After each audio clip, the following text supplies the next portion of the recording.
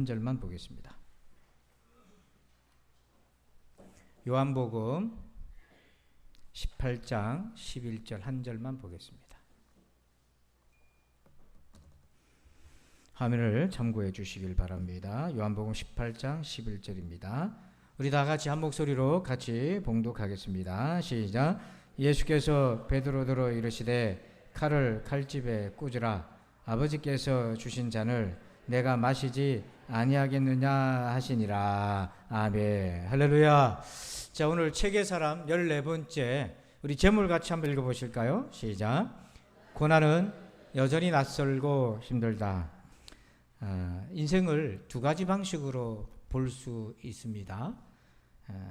마르셀이라는 분이 그런 얘기를 했는데요. 문제와 신비로 볼 수 있다. 문제는 뭐냐면 인생을요 사지선다형으로 아주 간단하게 볼 수 있어요. 조금 띄워주실래요, 집사님? 문제는 이겁니다. 여러분, 부산에서 제일 유명한 바다가 뭡니까? 해운대죠. 뭐 들어는 강하늘이라고 하던데 이왕이면은 큰 대자, 큰 대자인지 모르겠는데 하여튼 해운대. 그건 간단하지 않습니까? 그래서 우리 인생이 내게 왜 이런 고난이 왔나? 해운대 때문이다. 그러면 문제가 풀기 쉬워요. 신비는 뭐냐면 이런 겁니다. 바다는 무엇입니까? 부산에서 제일 유명한 바다는 해운대인데 바다는 무엇이죠? 속으로 대답을 하려는데 딱히 안 나와요. 왜 그렇습니까? 바다가 너무 많고 다양하고 깊이에 따라 다르고 인생에 따라 다르고 날씨에 따라 다르고 동네마다 다르고 이게 뭐예요? 한마디로 정의할 수 없는 거죠. 우리가 알 수 없는 게 많아요. 그래서 신비예요. 근데 사람은 인생을 뭐에 더 익숙하냐면 문제에 더 익숙해요. 그래서 답이 있길 바라요. 내가 왜 아프지? 내게 왜 이런 힘든 일이 생겨나지? 그 해운대 때문이야. 이렇게 하면 쉬울 것 같은데 인생이 그렇습니까? 어디? 바다와 같은 거죠. 딱히 뭐라고 말하기 어려운 거예요. 그래서 우리에게는 늘 의문이 딸려 있는 것입니다. 고난이 그런 것입니다. 정해진 어떤 문제, 답이 있기보다는 한마디로 딱 떨어지기 어려운 신비가 우리의 고난 속에 늘 함께하고 있어요. 때문에 고난은요 10년 전에 20년 전에도 다 이겨왔는데 또 지금 어떤 고난이 오면 또 낯설고 힘들고 그렇게 우리가 경험합니다. 하지만 우리 인생이라는 게 고난을 이겨나가야만 인생은 또 그렇게 진행되고 있는 거잖아요. 그러면 어떻게 해야 이 고난을 여전히 낯설고 힘들지만 신비롭지만은 정답이 안 보이지만 이게 나갈 수 있겠는가? 오늘 예수님이 체포당하시는 그 장면에 고난 앞에 인간이 반응하는 세 종류의 반응이 나와요. 그런데 이 세 종류의 반응이 공교롭게도 베드로 안에서 다 일어나는 복합적인 반응인데요. 그 안에서 고난을 풀어갈 수 있는 반응이 있고 고난을 더 힘들게 하는 반응이 있어요. 자, 그게 뭔지 잠깐 한번 볼게요. 첫 번째는 이런 반응입니다. 10절. 자, 여러분들 한번 읽어주세요. 시작.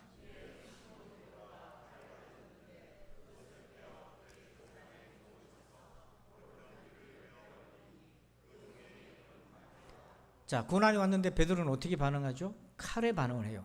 칼을 가지고 예수님을 잡으러 온 대제사장이 종을 칩니다. 저항하는 거예요. 육적인 반응을 보이는 거예요. 우리 신자가 고난이 왔을 때 인간적인 반응 보이고 하나님 없는 반응 보이기 시작하는 거예요. 세상 사람들처럼 똑같은 반응을 보이기 시작하는 거예요. 막 저항하고요. 원망하고 무너지고 또 흉한 모습을 보이기도 하고 막 그렇습니다. 두 번째는 베드로가 어떤 반응을 보이냐면 17절에 가서 이렇게 보여요. 예수님이 체포돼서 대제사장 집에 끌려가서 신문 받으러 끌려갔는데 문지키는 요종이 베드로에게 말하되 너도 이 사람의 제자 중 하나가 아니냐 하니 그가 말하되 나는 아니라 하고 두 번째는 베드로는요 부인해요. 외면해요. 고난이 왔는데 모른 척 해버려요. 이거 나 모르겠다 하고 그냥 회피해버려요. 사람들이 고난이 오면 이렇게 대응하는 경우가 많습니다. 나몰라라 해버립니다. 그런다고 이 고난이 지나가거나 없어지나요? 오히려 더 힘들게 하는 거죠. 근데 잠깐이라도 모른 척 하고 싶은 거죠. 근데 세 번째 반응이 있어요. 세 번째는요 11절을 보시면 예수께서 베드로더러 이르시되 칼을 칼집에 꽂으라. 아버지께서 주신 잔을 내가 마시지 아니하겠느냐 하시니라. 예수님이 보이신 반응인데요. 잔으로 받으셨어요. 베드로는 칼로 혹은 외면 부인해 버렸습니다. 그런데 예수님은 잔으로 받았어요. 이거는 고난을 긍정했다는 거죠. 긍정했다는 것은 고난을 좋게 생각했다는 게 아니고요. 말 그대로 받아들였다는 겁니다. 그걸 내 고난이라고 받아들였다는 거죠. 내가 감내해야 되고 감당해야 될 고난이라고 받아들였다는 거예요. 그게 잔이라는 이미지입니다. 그래서 우리가 때로는 상황에 따라서 저항하기도 하고 모른 척 부인하기도 하고 그러는데요. 그러면 그렇게 할수록 풀리기는 어렵고 오히려 더 꼬이고 힘들어져요. 근데 흥미로운 것은 베드로가 칼의 반응 또 부인 외면의 반응도 했지만 나중에는요 예수님 따라서 잔의 반응 감당을 했어요. 자, 그런데 그 고난이 언제 풀렸나? 잔의 반응을 보일 때 베드로의 고난도 풀리기 시작했고요. 그래서 오늘 예수님이 이 체포당하는 이 긴박한 긴장감 있는 상황 속에서 예수님 우리에게 고난을 어떻게 풀어갈 것인가 그 답을 우리에게 주셨어요. 그게 이제 11절에 그 말씀이에요. 밑줄 진 부분만 한번 같이 한번 읽어봅시다. 시작. 잔, 예, 아버지께서 주신 잔. 이게 뭐냐면 하나님이 나에게 주신 거다. 이 고난이. 여러분 하나님이 복도 주시고 고난도 주십니다. 근데 제가 어떤 고난을 당할 때 이게 하나님이 주신 고난이라고 생각하면 믿으면 마음이 좀 편하겠어요. 힘들어도 마음은 편하겠어요. 욥처럼 왜 왔는지 몰라가지고 막 헤매고 괴로워하고 그게 아니라 하나님이 이건 네가 감당해야 될 몫이다라고 그래서 주셨다면 힘들어도 그래도 조금은 마음 편하게 갈 수가 있겠어요. 근데 여러분 문제는요 이 고난이 아버지께서 주신 건지 아닌지 그걸 모르겠다는 거예요. 그래서 이게 내가 억울하게 당하는 고난 같아. 불필요한 고난 같아. 그럼 막 도망가고 싶고 회피하고 싶고 그런 거죠. 칼을 막 빼들고 억울한 것 같으니까 칼을 빼들고 같이 싸우고 인간적으로 내가 불필요한 고난 같으니까 내가 회피하고 난 모릅니다. 그거 나한테 묻지 마세요. 외면해 버릴 수도 있을 것 같은데요. 근데 만약에 하나님이 주신 거라면 내가 담당하고 힘들지만 십자가를 지고 가겠는데 이게 하나님 주신 거니 내가 어떻게 합니까? 이 신비로운 고난인데요. 정답이 안 보이고 막 얽혀 있는데요. 그런데 예수님이 아버지께서 주신 잔이라고 받으시는 그 과정에서 우리에게 세 가지 힌트를 주셨어요. 이게 아버지께로부터 온 고난인지를 우리가 알 수 있는 세 가지 힌트. 그걸 잘 보시고요. 여러분 지금 어떤 어려움을 겪으실 때 누구 때문이든 어떤 일 때문이든 가정, 직장, 무슨 어떤 문제든지 간에 하나님이 주신 잔이라고 받으면 그거 감당할 수 있어요. 그 답을 한번 봅시다. 첫 번째는요. 1번 제목 읽어봅시다. 시작. 사명과 연결해라. 지금 당하는 고난을 내 사명과 연결해 보라는 거예요. 자, 베드로전서 2장 20절을 읽습니다. 죄가 있어 매를 맞고 참으면 무슨 칭찬이 있으리요. 그러나 선을 향함으로 고난을 받고 참으면 이는 하나님 앞에서 아름다우니라. 베드로 사도는 고난이 두 종류가 있다고 그랬어요. 자기가 다 고난을 겪어봤으니까요. 하나는 내가 잘못해서 당하는 고난. 이건 어쩔 수가 없어요. 이거 아름답다고 말하기 어려워요. 물론 그 과정에서도 회개하고 돌아오면 하나님이 기뻐하시겠지만 고난 그 자체는 내 죄로 인한 결과니까 어떻게 말하기 참 부끄러운 거죠. 그런데 선을 행함으로 믿음의 삶을 삶으로 당하는 고난이 있어요. 그걸 참으면 이 말은 감당을 하면 하나님 앞에서 참 아름답게 된다는 거예요. 빛나는 고난이고 가치 있는 고난이라는 거예요. 근데 여기서 선을 행함으로 받는 고난이 뭐냐면 바로 내 사명 때문에 당하는 고난이라는 거죠. 그래서 오늘 여러분 첫 번째 내가 지금 당하는 고난이 사명 때문에 당하는 고난인가 아닌가 사명과 어떤 연관이 있는가 그걸 추적하셔야 돼요. 예수님 마태복음 26장 42절에서 이렇게 겟세마네에서 고난 앞에서 이렇게 기도하셨어요. 두 번째 이렇게 기도하셨어요. 다시 두 번째 나아가 기도하여 이르시되 내 아버지의 만일 내가 마시지 않고는 이 잔이 내게서 지나갈 수 없거든 아버지의 원대로 되기를 원하나이다. 내가 마시지 않고는 이 말이 뭡니까? 이걸 마시는 게 예수님의 사명이라는 거예요. 저와 여러분을 위해 십자가의 고난을 당하는 것이 예수님의 사명이기 때문에 예수님 그걸 잔으로 받아서 담당을 하시기로 결단하는 그 장면입니다. 그래서 여러분, 우리가 내가 당하는 고난이 사명과 연관이 있는지 알려면 내가 사명의식이 있어야 돼요. 내 사명이 뭔지를 알아야죠. 여러분, 사명이란 말은요, 간단하게 얘기하면 내가 존재하는 이유를 얘기하는 겁니다. 여러분은 왜 존재하십니까? 그에 대한 답이 사명인 거예요.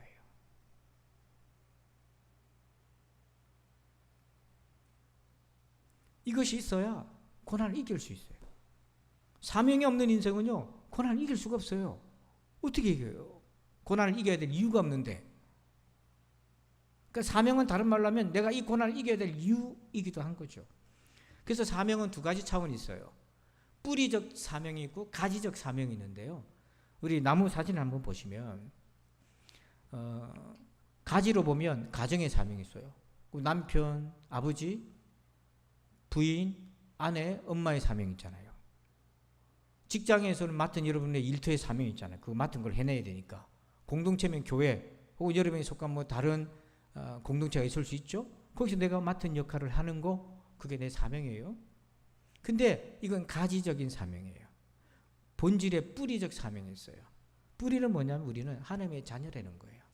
여러분, 이게 너무 중요한 거예요. 왜냐하면 내가 하나님의 자녀라는 걸 알아야 가정에서도 하나님의 자녀롭게 남편으로서, 아내로서, 딸로서, 아들로서의 역할을 하는 거고, 내가 뿌리적인 하나님의 자녀라는 사명이 분명해야 직장에서도 그저 일 잘하는 직장이 아니라 예수 잘 믿고 열심히 일하는 크리스찬으로서의 본을 보이는 그런 사람이 되고, 내가 하나님의 자녀라는 것이 명확해야 내가 속한 공동체 속에서 나를 통하여 선한 영향력을 미칠 수 있는 그런 사람이 되는 거죠.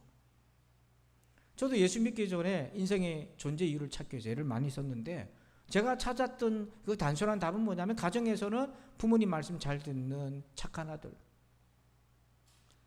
학교에서는, 직장에 이제 학생이니까 학교에서는 선생님 말 잘 듣고 친구랑 공부 열심히 하는 모범적인 학생, 공동체는 뭐 딱히 공동체라고 할 기회는 없지만 친구들끼리 의리 있고 친절한 그런 친구 되는 거, 이거죠.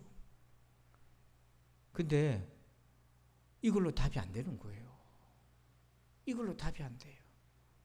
근데 제가 예수님 믿고 난 다음에 하나님의 자녀라는 의식이 딱 명확해지니까 가정에서도 부모 말 잘 듣는 그런 아들이 아니라 하나님의 마음으로 부모님을 사랑하는 자녀, 부모님을 위해 기도할 수 있는 자녀, 부모님의 짐을 들어줄 수 있는 자녀, 또 직장, 학교에서는 예수님을 잘 믿는 그런 학생으로서 친구들에게 공부도 같이 도와주지만 그의 친구의 영혼도 살펴주고 얘기도 들어주고 전도하며 복음을 전할 수 있는 그런 자녀, 내가 속한 공동체 속에서도 어떤 직분의 명예를 가지고 쫓아가는 인간이 아니라 하나님의 자녀답게 온전히 하나님의 자녀로서 역할을 다할 수 있는 사람, 이게 뿌리적인 사명이 명확할 때 가지도 분명해지는 거예요.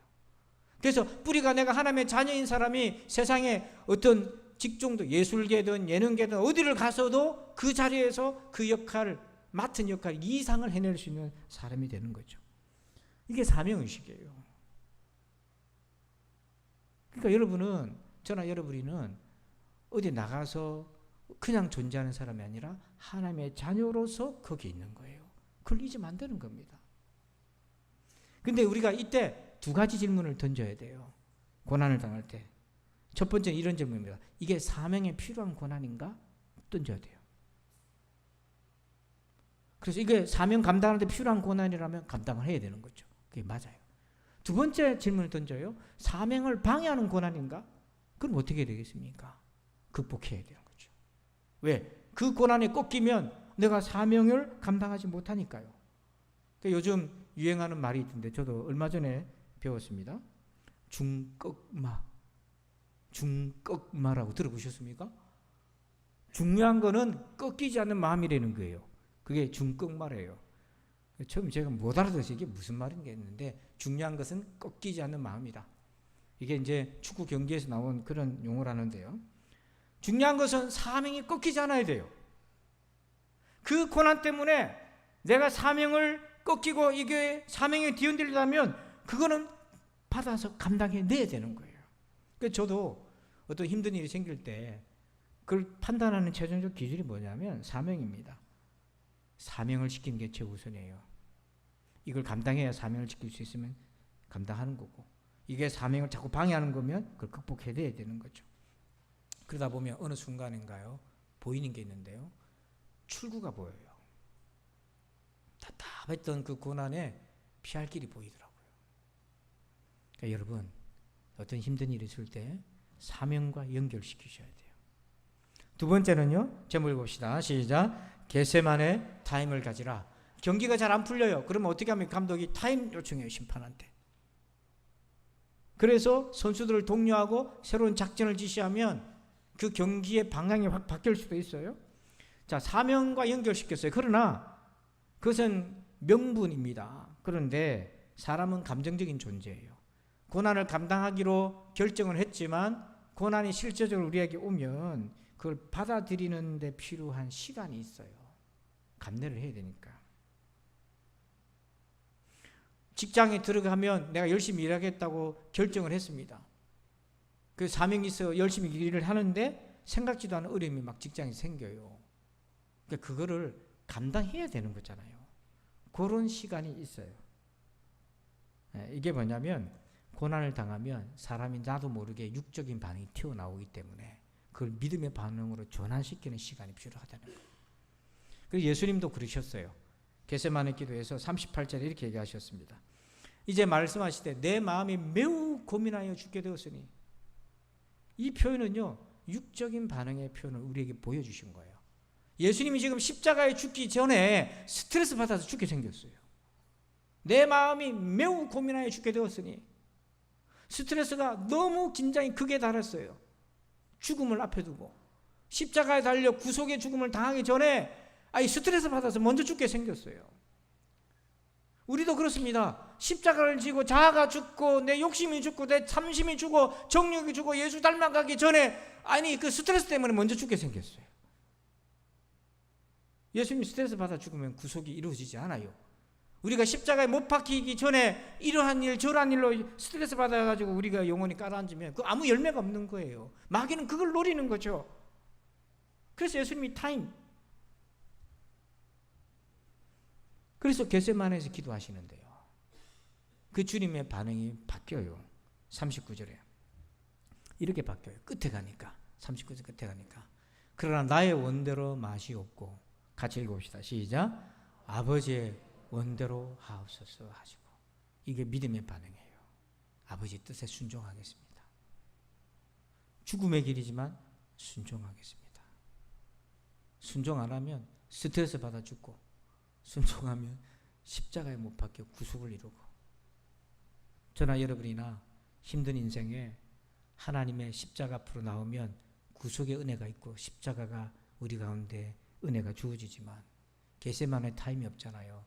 그러면 고민하다가 죽게 돼요. 그런데 중요한 거는요, 이 겟세마네 타임이 한 번만 있으면 안 돼요. 지속적으로 중간중간 타임을 하셔야 돼요. 왜 그러냐면 내가 고난을 감당하기로 했지만 나도 인간인지라 하다 보니 또 힘들잖아요. 그러면 또 육적인 반응이 톡 튀어나와요. 막 화도 내고 무너지기도 하고 평상시 저러지 않았던 추한 모습도 나오기도 하고 사람이 그렇게 무너져요. 그래서 예수님은요 겟세마네 기도를 여기서 처음 하신 것 같죠? 아닙니다. 그전에도 타임 하셨어요. 마태복음 14장 23절에 보니까 무리를 보내신 후에 기도하러 따로 산에 올라가시니라. 저물매 거기 혼자 계시더니, 요한복음 6장 15절에 그러므로 예수께서 그들이 와서 자기를 억지로 붙들어 임금으로 삼으려는 줄 아시고 다시 혼자 산으로 떠나가시니라. 예수님이 병자를 일으켰습니다. 구제도 해주었습니다. 그러니까 많은 사람들이 예수님을 추앙해요. 예수 그리스도로 따라오는 것이 아니라 왕으로 삼자고 추앙하고 인기 영웅으로 추앙하기를 시작했습니다. 예수님이 그런 부질없는 것들에 막 휘말리기 시작할 때에 타임, 그 시간 내가 왜 이 땅에 왔는지, 예수님이 왜 이 땅에 오셨는지를 다시 정리하고 세상의 영광, 여러분 마귀가요 예수님 시험할 때 마태복음 4장에서 예수님 시험할 때 높은 산으로 데려가서 천하만국과 그 영광을 보여주면서 유혹했어요. 나한테 절만 한 번 하면 이거 다 갖다 주리라. 그게 첫 번째 시험이고요. 두 번째는 뭐냐면 예수님 오병이어 칠병이어 막 역사 일으키고 병든자 고치니까 사람들이 우르르 쫓아다녀요. 그 쫓아다니는 사람들의 영광을 틈타 마귀가 역사하기 시작하는 거예요. 그때 예수님이 타임하시면서 하나님 앞에 나아가셨어요. 그래서 기도하고 초심을 다시 붙잡고 흔들리는 마음을 다시 붙잡고 믿음으로 반응하려고 그렇게 나아가셨던 거죠. 여러분은 고난당할 때 반드시 하나님 앞에 타임하고 겟세마네 시간을 가지셔야 돼요. 겟세마네로 가시기 바랍니다. 겟세마네로 가시기 바랍니다. 위치를 알려드립니다. 단감로 55번 교회 주소입니다. 마지막 세 번째예요. 3번 제목 봅시다. 시작. 영화롭게 하라. 이건 뭐냐면 고난의 과정을 통과하는 게만 목적이 아니고요. 고난의 과정을 겪어낼 때 하나님께 영광을 돌려라 그 얘기예요. 자, 17장 요한복음 17장 4절 같이 읽어볼까요? 아버지께서 내게 하라고 주신 일을 내가 이루어 아버지를 이 세상에서 영화롭게 하였사오니. 예수님이 기도하는 장면인데요. 그때 기도의 내용이 뭐냐, 마지막 기도였는데 세상에서 아버지를 영화롭게 하셨다고 해요. 뭘로? 아버지께서 내게 하라고 주신 일을 내가 함으로써 세상에서 하나님을 영화롭게 했다. 그 일이 뭡니까? 고난 감당하는 거잖아요. 십자가에서 죽으시는 거잖아요. 그러니까 여러분, 많은 사람들이요, 적자생존의 원리처럼 1등만 알아주는 이 세상이잖아요. 그래서 아이들이 막 1등만 알아주니까 1등만 알아주는 이 무슨 세상하고 욕도 하고 막 그래요. 그래서 간증할 때 보면 우수상을 들고 모든 영광을 하나님께 돌려드립니다. 그것도 참 귀해요. 얼마나 피땀 흘린 노력의 결과로서 그렇게 했겠어요. 그걸 자기가 영광을 받는 게 아니라 이 자리에 오기까지 극복하게 도와주신 하나님께 영광을 돌리는 거니까 귀하죠. 근데 영광을 1등만 돌리는 게 아니에요. 그럼 나머지는 뭐 돌릴 게 뭐 있습니까? 여러분, 영광을 1등만 돌리는 게 아니라 고난 당함으로써 감당함으로써 하나님을 영화롭게 할 수 있어요. 그래서 많이 어렵잖아요. 물질 때문에 가정이 많이 어렵잖아요. 막 어디론가 남편의 어깨가 너무 무거우니까 막 도망가고 싶기도 하고 피할 길은 안 보이고 애들 뒷바라지 해주려니까 힘들고 막 감당은 안 되고 여기저기 도움을 손길을 해봤지만 더 힘들고 꼬이고 어렵잖아요. 그런 삶의 자리를 그럼에도 불구하고 감당해내는 게 하나님께 영화롭게 돌리는 거예요. 힘들다고 타령해버리면 어떻게 돼요? 힘들지만 감당해서 내 사명을 이루어가는 거 세상은 안 알아줘요. 어디 마이크 붙잡고 그 뭐 트로피 올릴 게 없어요. 그런데 하나님은 그거를 영화롭게 받으신다는 거잖아요. 그러니까 여러분, 힘들어도 그 자리를 지켜내시길 축원합니다. 하나님께 그렇게 영광 돌리세요. 왜 이게 중요하나? 이 과정을 통해서 하나님이 우리를 만들어 가시기 때문에 그래요. 이걸 다른 말로 형성해 가신다는 거예요. 안 그러면 저와 여러분이 하나님의 자녀로서 입문은 했지만, 아기로 입문했지만, 갓난아이였지만 성숙을 어떻게 합니까? 고난의 과정을 통해서 다듬어지지 않으면, 변화되지 않으면, 형성되지 않으면. 떡 하나 놓고 세 사람이 앉아 있어서 그런 궁핍한 상황에 처하지 않으면 나눠 먹는다는 걸 어떻게 알아요? 이거 내 할 일도 아닌 것 같은데 저 사람 할 일인데 저 사람이 연약해서 내가 대신 감당해 주는 거, 그런 거 안 해보면 내가 남의 짐을 지고 간다는 걸 그걸 어떻게 알아요? 여러분, 나무가 있는데, 엄마 나무가 있는데요. 밑에 이제 새끼가 애기 나무가 이제 자라요. 근데 나무는 햇볕을 잘 받아야 자랄 거 아닙니까? 근데 엄마 나무가 새끼 나무한테, 애기 나무한테 갈 그 빛을 갖다가 97%를 자기가 다 받아 먹어요. 그 애기 나무한테는 햇빛이 몇 프로만 가냐면 3%밖에 안 가요. 그러니까 우리 생각에 햇빛을 잘 받아야 무럭무럭 자랄 텐데, 빨리 자랄 텐데, 왜 엄마는 이기적인 거에도 97%는 자기가 다 받고 애한테는 3%밖에 안 주나? 그랬더니요, 햇볕이요 너무 풍족하면 나무가 급성장해서 줄기가 약하고 나무 질에도 공기가 많아가지고 세균이 침입을 잘해서 부패하고 상하고 아프기 시작한다는 거예요. 오래 못 간대요. 근데 햇볕이 3%만 받잖아요. 그럼 이게 어떻게 하냐면 살려고 발버둥을 친다는 거예요. 발버둥을 치는 과정에서 이 줄기가 튼튼해지기 시작하고 성장이 차근차근 올라가면서 기초가 확실해져서 나중에 오래 비바람을 견딜 수 있대잖아요. 저는 목회 현장에서 전도사 초차 시절 때, 신학생 시절 때 참 마음 아픈 거를 봤어요. 그때 이제 90년대쯤에 한국 교회에 어떤 것이 유행했냐면 교회 성장 세미나 이런 것이 대유행을 했어요. 국민일보사가 광고하고 주최해가지고 교회 성장 연구소라는 단체가 국민일보랑 연관이 되어서 그렇게 했어요. 그래서 이제 국민일보가 전 한국을 돌아다니면서 교회를 급성장했던 목사님들을 초빙해가지고 강의를 막 했어요. 그래서 저도 몇 번 들었어요. 근데 이제 제가 왜 기억하냐면 우리 성결교회 이제 목사님이니까 강사가 2분이 있더라고요. 근데 되게 젊어요. 30대 한 중반 정도밖에 안 됐어요.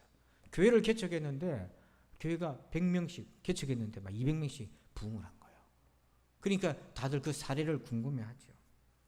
그래서 보니까 그 세미나를 한 달에 한 번 하는 게 아니라 일주일에 2번씩 온 전국을 돌아다니면서 초급회를 하니까 그래서 제가 저러면 목회는 어떻게 하지? 내심 걱정이 물론 알아서 하겠지. 그 부교체들 있고 하니까 알아서 하겠지. 근데 강의를 듣고는 제가 이렇게 느낌이 뭐였냐면 나도 저렇게 해야 되겠다라는 도전을 받기보다는 그 어린 나이인데도 신학생 나이인데도 걱정이 되는 거예요.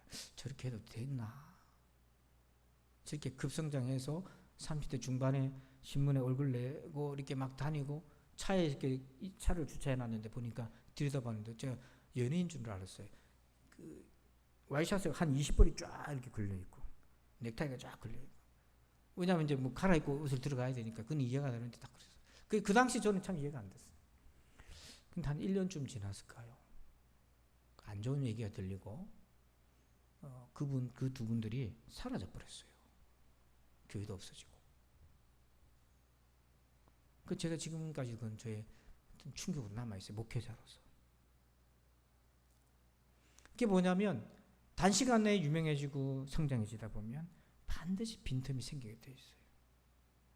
그러니까 목회 부분뿐만 아니라 모든 영역에 마찬가지예요. 그래서 우리는 이 고난을 통해서 하나님 우리를 만들어 가신다고요. 다른 말로 하면 형성해 가신다고요. 그래서 베드로전서 5장 10절 같이 한번 읽어봅시다. 시작. 모든 은혜의 하나님 곧 그리스도 안에서 너희를 부르사 자기의 영원한 영광에 들어가게 하신 이가 잠깐 고난을 당한 너희를 친히 온전하게 하시며 굳건하게 하시며 강하게 하시며 틀을 견고하게 하시리라. 아멘. 저 빨간 글씨 잘 보세요. 고난을 통해 주님이 어떻게 우리를 형성해 가시는지 잠깐 고난을 당한 너희를 하나님이 친히 뭐하게 그 다음에 뭘 통해서요? 고난을 통해서. 그러니까 저나 여러분이나 너무 약해져 빠져 있고 너무 심지가 얇고 생각하는 것이 너무 짧고 어리석고 둔하고 하나밖에 모르고 교만하고 뱉었다가 다시 주워 먹고 그렇게 너무 연약한데 우리가 언제 예수님 닮아서 형성되겠습니까? 오늘 말씀 보니까 고난이 주께서 친히 우리를 그렇게 하신대잖아요. 온전하게 해주신 거, 예수님 자녀답게 온전하게 해주고 굳건하게 해주시고 강하게 만들어주시고 견고하게 해주시고 이게 바로 형성이에요. 우리를 만들어 가시는 거예요. 그러니까 고난의 과정을 하나님께 영화롭게 돌려드리시기 바랍니다. 고난을 빨리 나오는 게 중요한 게 아니고 그 순간순간 하나님 앞에 부끄럽지 않도록 반응하는 거죠. 그래서 베드로가 그걸 겪어서 처음에 칼을 빼들었잖아요. 예수님 잡으러니까 처음에 칼 빼들고 남의 소중한 길을 잘라냈습니다. 예수님이 말렸어. 그렇게 하지 말아라고. 그러니까 이번에는 너 예수 믿는 제자 맞지? 하니까 나 모른다고 외면해버렸어요.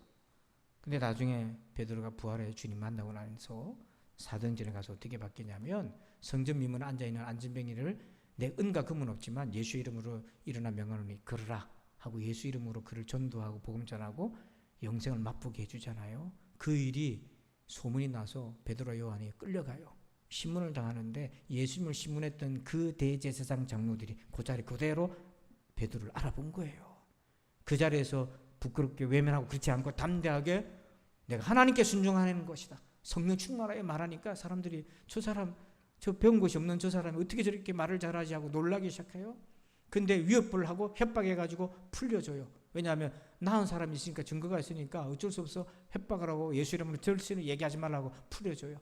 근데 또 가서 전도합니다. 그래서 이번에는 나중에 어떻게 된 사도행전 15장 넘어가서는요, 최초의 순교적 사건이 나와요. 야고보 사도가 이 요한의 형제 야고보 사도가 헤로드 왕에 참수를 당해요. 두 번째 타겟이 베드로였어요. 베드로 체포돼가지고 옥에 갇혀서 다음날 베드로가 유대인들 보는 데서 목 잘리는 참수를 당할 위험에 놓여져 있었어요. 근데 하나님이 기적적으로 그걸 빼냈습니다. 베드로는 살리고 요한은 왜 순교에 내드렸는지 그건 알 수 없어요. 그건 신비니까 알 수 없는데, 베드로가 그 고난을 도망가거나 외면하거나 칼을 들지 않았고 그냥 주님이 주신 잔으로 받았어요. 그랬더니 어떤 일이 생겼나? 막 성급하고 칼 빼들고 천지로 이렇게 뛰어다니던 그런 다혈질의 베드로가 아니라 십자가에 거꾸로 메어 달리는 베드로로 형성되었어요. 만들어졌어요. 고난을 통해서, 그 고난을 받음으로.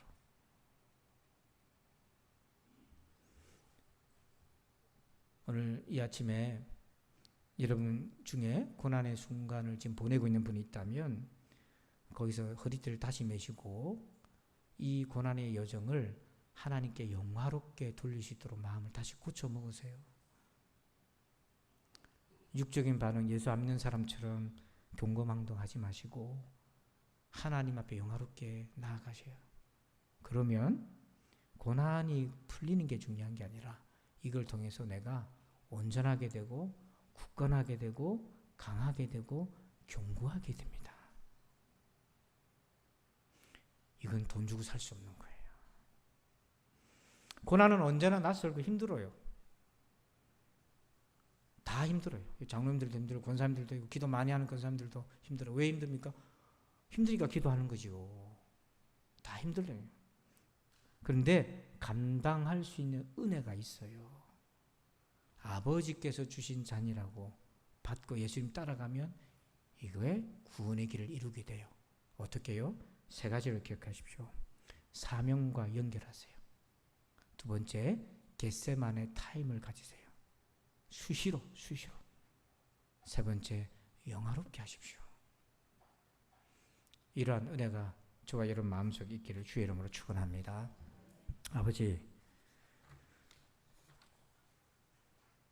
아버지께서 주신 잔으로 분별하고 칼을 빼들고 혹은 모르겠다 외면하고 그리하지 아니하고 내게 주신 잔으로 받고 예수님 따라서 사명 붙들고 겟세마네 나아가서 엎드려 주님의 도움을 구하고 그 긴 과정을 통해 하나님을 영화롭게 하면서 우리가 만들어져 가게 도와주시옵소서.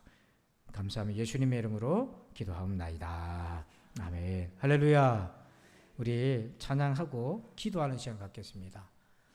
여러분 기도 제목은 여러분의 고난의 문제를 가지고 같이 기도할 텐데요. 우리 찬양은 하나님을 만나면 끝난 것이다. 그 찬양 우리 준비해 주세요. 에어컨이 뒤가 지금 고장이 났어요. 아마 비가 많이 와서 그러는데 앞에 밖에 지금 안 됩니다. 그러니까 좀 덥더라도 양해해 주시길 바랍니다. 우리 하나님을 만나면 끝난 것이다. 이 찬양하고 통성으로 같이 기도하도록 하겠습니다.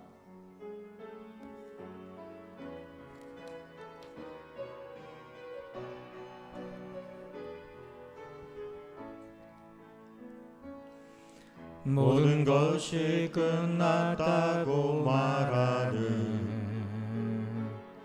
사람들의 말을 듣지 말아라. 하나님은 아직도 너에게서 시선을 떼지 않았다. 세상에서 답을 찾지 말아라. 사람들을 의지하지 말아라. 너의 모든 문제는 하나님만이 해결할 수가 있다. 기도를 쉬지 마라. 찬양을 멈추지 마라. 하나님이 너를 주목하고 있다. 예배에 집중하라. 말씀을 붙잡아라. 하나님을 만나면 끝난 것이다. 모든 것이 끝났다고 말하는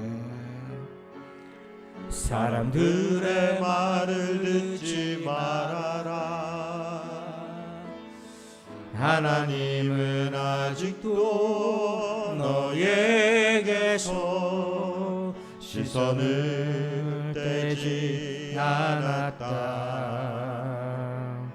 세상에서 답을 찾지 말아라. 사람들을 의지하지 말아라. 너의 모든 문제는 하나님만이 해결할 수가 있다. 가는 길 멈추지 마라. 뒤를 돌아보지 마라. 하나님이 너를 주목하고 있다.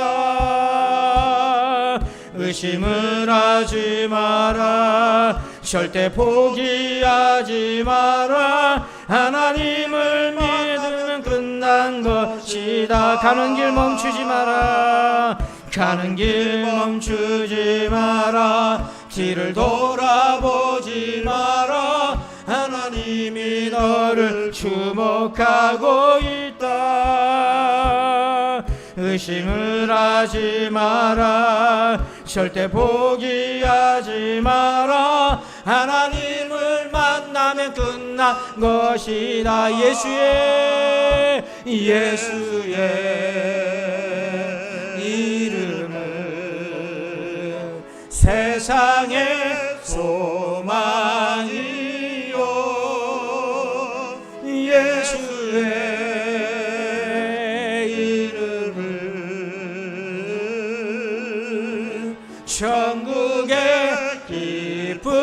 예수의 이름은 인생의 소망이요. 예수의 이름은 인생의 소망이요.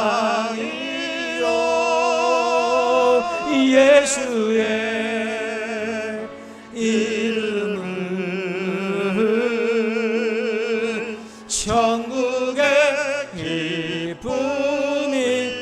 우리 같이 기도합시다. 하나님, 나의 고난을 이기게 해달라고 우리 같이 합심해서 한번 기도하겠습니다. 아버지 하나님, 감사합니다. 오늘 말씀을 들었습니다. 고난은 여전히 낯설고 힘듭니다. 그럼에도 불구하고 때로는 우리가 칼을 빼던 베드로처럼, 아버지 모르겠다고 외면했던 베드로처럼 반응하며 살았나이다. 그래 할수록 고난은 더 고통이 가중되었고, 아버지 하나님, 우리는 주님으로부터 더 멀어져 갔음을 깨닫습니다. 아버지께서 주신 잔이라고 받고 그 고난의 길을 감당했던 예수님의 본을 받아서 나가게 하여 주옵소서. 사명과 연결시켜 생각하게 하소서. 사명에 필요한 것이면 감당하게 하시고, 이 고난이 나의 사명을 방해하는 것이라면 아버지 극복하고 뛰어넘게 하여 주시옵소서. 아버지 하나님, 겟세마네 시간을 가져서 아버지 하나님의 도움을 받고 아버지 육적인 반응이 믿음의 반응으로 나아가게 하여 주시고, 십자가를 지고 가는 여정이 되게 하여 주옵소서. 영화롭게 하여 주옵소서. 빨리 끝나는 것이 아니라 이 과정을 통해 우리가 만들어져 가게 하시고 형성되어 가게 하여 주옵소서.